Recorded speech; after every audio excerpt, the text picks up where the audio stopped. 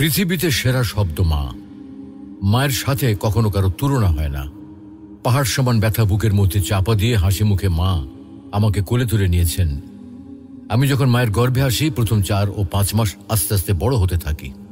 তখন মা কোনো খাবার খেতে পারত না। রাত দিন সবসময় কষ্ট পেত। অসহ্য যন্ত্রণা ধারণ করেও মা কোনোদিন শব্দটিও উচ্চারণ করেনি। পরে 4 মাস যখন বড় হতে থাকি, তখন মায়ের পেটে আস্তে আস্তে নড়াচড়া করতে থাকি।